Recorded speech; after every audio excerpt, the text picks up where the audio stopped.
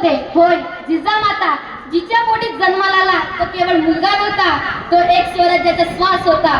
मी केवळ आई नाही, मी एका स्वप्नाची आई आहे, स्वराज्याच्या स्वप्नाची. मी बालपणी शिवबाला सांगितले, तू लक्षात ठेव, तू तलवार उचलशील तेव्हा ती अन्यायाविरुद्ध असेल, जेव्हा तू सिंहावर बसशील तेव्हा ती जनतेच्या सेवेसाठी असेल. या मातीत अन्याय पेरला गेलाय, परक्यांच्या चौकड्यात माझा महाराष्ट्र राहतो आहे. माझ्या मुला, या मातीला स्वातंत्र्य हवे आहे आणि हे देण्याचे समर्थ फक्त तुझ्यात आहे. मी तुला बालपणी गोष्टी सांगितल्या, रामायण महाभारत, पण त्या केवळ कथा नव्हत्या, त्या धैर्याच्या, सन्मानाच्या आणि कर्तृत्वाच्या शिकवणी होत्या.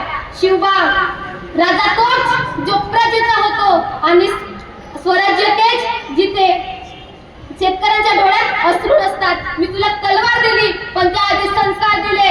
मी तुला युद्ध शिकवले पण माणुसकी विसरू दिली नाही. आज इतिहास मला राजमाता म्हणतो, पण मी अभिमानाने सांगते की मी एका सजग, कर्तव्यनिष्ठ छत्रपतीची आई आहे. शिवबा, जर तू कधी थकलास तर आठव, या आईच्या डोळ्यात आजही तुझ्याबद्दल स्वराज्य विजेचा स्वप्न आहे. आजच्या माझ्या मुलांनो आणि मुलींनो, स्वराज्य मिळाले आहे पण ते टिकवण्याचे काम आज तुमच्यावर आहे.